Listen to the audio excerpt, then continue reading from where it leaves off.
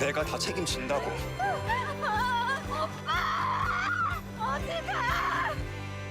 노땡큐한 시절 노빠꾸에 그들이 있었다.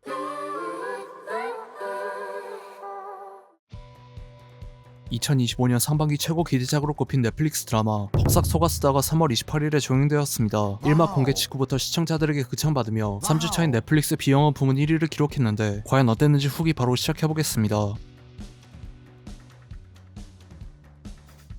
1960년대의 제주도, 주인공 오해수는 어린 나이에 아버지를 여의고 억척스러운 성격의 어머니 정광래의 손에 자라지만 한량인 새아버지와 이보 동생들까지 먹여 살리느라 광래가 해녀 활동을 하면서 내는 수입으론 학교도 제대로 다니기 힘든 상황이었고, 설상가상으로 광래가 순병으로 세상을 떠나면서 애순은 홀로 남겨지게 됩니다. 어려서부터 애순만을 바라보던 수뇌부 양관식은 자진해서 애순의 양배추 농사까지 도와주면서 애순은 서서히 마음을 열고, 애순의 작은아버지와 관식의 부모님의 반대에도 불구하고 둘은 결혼해서 근명, 은명, 돈명 3남매를 출산합니다. 당시엔 여성들의 고등학교 진학률이 매우 낮았음에도 불구하고 애순은 국문학과 지망으로 대학 진학까지 꿈꿀 정도로 성적이 매우 좋았지만 현실의 벽에 가로막혀 꿈을 펼치지 못하고 매우 고단한 삶을 살았기 때문에 자녀들은 자신처럼 힘든 삶을 살지 않도록 지극정성으로 키우면서 벌어지는 내용입니다. 해외에서 큰 성공을 거둔 넷플릭스 한국 드라마 오징어 게임이 데스게임 장르의 한국의 전통 놀이들을 등장시켜 신선함을 보여줬다면, 폭삭 속았수다는 마치 황순환 작가의 소나기나 김미정 작가의 동백꽃 같은 고전 소설을 현대적으로 재해석한 것 같은 분위기로 시작해서 1960년대부터 2000년대까지를 아우르며 주인공 오해순과 가족들의 인간사 희로애락을 매우 설득력 있고 몰입감 넘치게 묘사하면서 한국의 가족의 정서를 진하게 담아냈기 때문에 지금까지 나온 넷플릭스 한국 드라마들 중 가장 한국적인 이야기를 그려냈다고 느꼈습니다. 흥남철수부터 1983년 이상가족을 찾습니다까지를 담은 2015년작 국제시장과 비슷하기도 한데, 국제시장이 지나치게 슬픔을 강요하는 신파열소 때문에 비판받았던 것과는 다르게 폭삭 속았수다는 슬픈 장면으로 이어지기까지 시청자들로 하여금 캐릭터들의 상황에 몰입할 수 있는 충분한 시간을 주고, 감정적으로 갑자기 휘몰아치는 것이 아니라 천천히 빌드업을 쌓아 올리고,